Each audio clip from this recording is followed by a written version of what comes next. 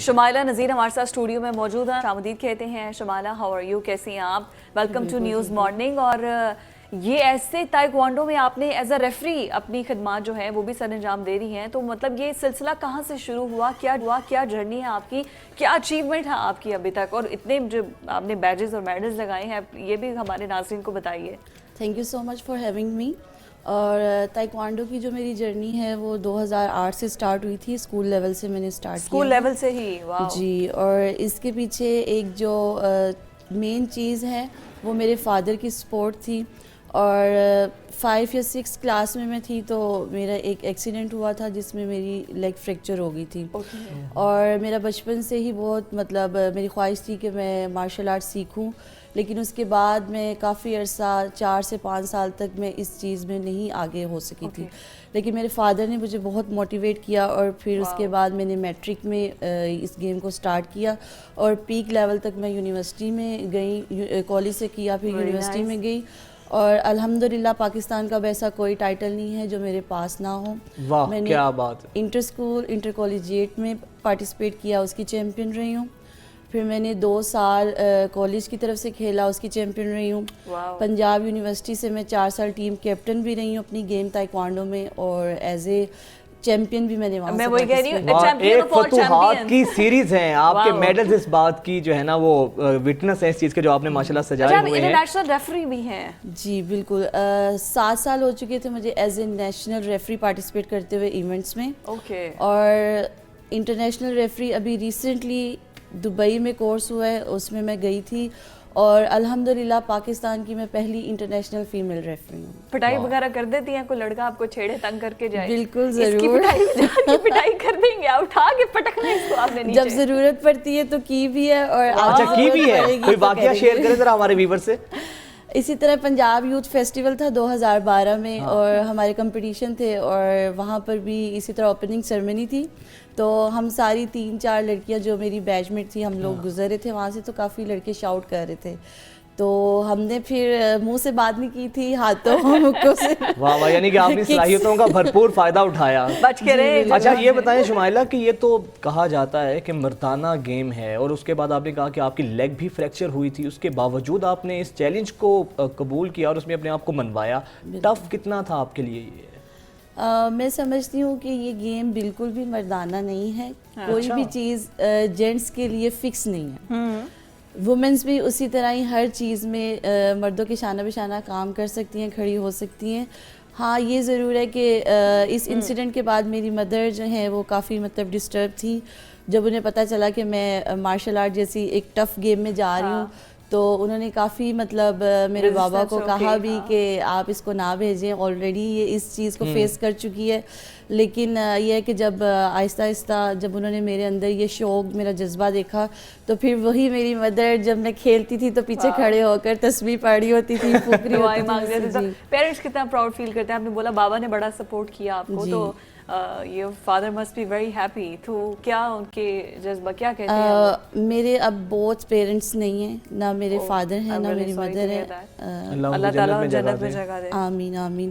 لیکن یہ ہے کہ 2015 میں میرے فادر کی ایکسیڈنٹ میں 2015 میں میرے فادر کی جو ہے ہارٹ اٹیک سے ڈیتھ ہوئی تھی، اور 2019 میں میری مدر کی ڈیتھ ہوئی ہے.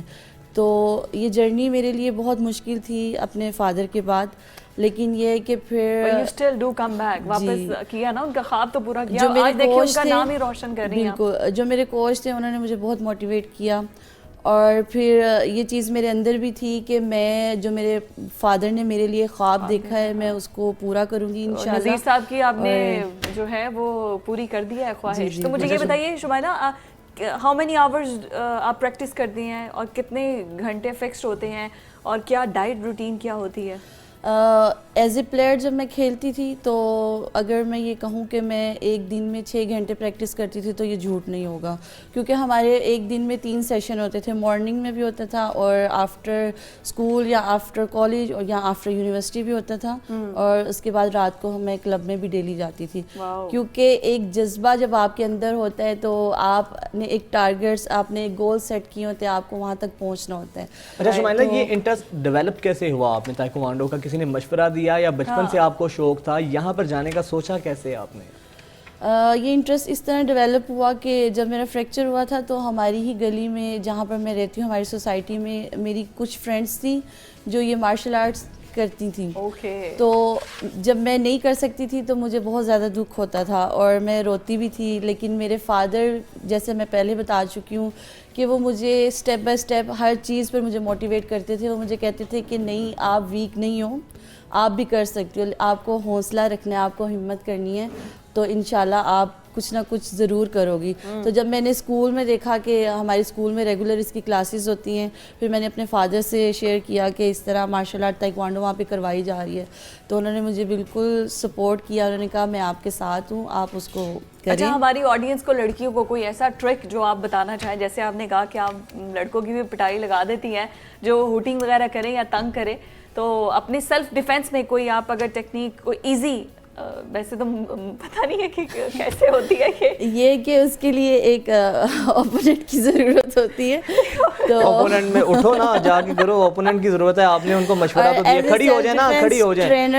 شمائلہ ذرا ان پہ دو ہاتھ صاف کریں ذرا. یہ اوپوننٹ میں جو ہے نا وہی ہمارا لڑکا کھڑا ہوگا. نہیں, اوپوننٹ میں نہیں, خواتین کے مقابلے میں خاتون ہی ہو نا, کھڑے ہو جائے نا. آئیں شمائلہ, ذرا ایک آدھی کک لگائیں, ماشاءاللہ بہت مضبوط ہے. نہیں, بالکل اس طرح آپ نے سوال کیا ہے تو یہ اب آ جائیں آپ آ جائیں. کس طرح سے فریم کھولیں یار, فریم کھولیں, دکھائیں ذرا کسی لڑکی کو آرام سے. نہیں, کوئی مسئلہ نہیں, بہت طاقت مضبوط ہے ماشاءاللہ. اگر کوئی آپ کو کوئی چھیڑا ہے, مطلب آئی mean if somebody touch you like this, اور پھر کس طرح اس کو گرپ کرنا ہے. سپوز اگر آپ نے میرا ہاتھ پکڑ لیا ہے تو اٹس ویری ایزی کہ میں اس کو یہ ٹرن کروں گی اور شلوار لگا دیں, اور پھر کک کروں گی, اور پھر کک کریں گے. کھڑی ہو جائے نا, کھڑی ہو جائے.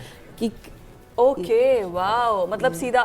اچھا, ایزی بوائے کی کون سی مطلب ایسی چیز ہے, مجھے تو ایزی لگتا ہے کہ آنکھ میں انگلیاں کسی کے دے دو تو بڑا ایزی ہوگا. جیسے کہ میں بتا چکی ہوں کہ میں as a self defence trainer women development کے ساتھ بھی 3 سال کام کر چکی ہوں. رائٹ. تو ہماری مطلب باڈی میں بہت سے ایسے پارٹس ہیں جن کو ہم اپنی سیفٹی کے لیے بھی یوز کر سکتے ہیں اور دوسروں کی ویکنیس بھی ہمیں. کبھی شمائلہ ایسا تو نہیں ہوا غصہ آیا اور آپ نے اپنی طاقت کسی اور پہ دکھا دی جس کا گناہ بھی قصور بھی نہیں تھا, چھوٹے بھائیوں پر آپ نے اپنی پریکٹس جو ہے اپنے گھر میں سب سے چھوٹی میں ہوں, لیکن ایک دفعہ ایسا ضرور ہوا تھا کہ جب بالکل سٹارٹ میں نے سیکھنا شروع کی تو جو میرے سب سے بڑے بھائی ہیں اور ایک میری سسٹر ہیں گڑیا, ان کو ہم پیار سے گڑیا کہتے ہیں, انہوں نے مجھے کہا کہ تم بڑی مطلب جاتی ہو, ریگولر سیکھتی ہو, ہمیں بھی تو کچھ دکھاؤ.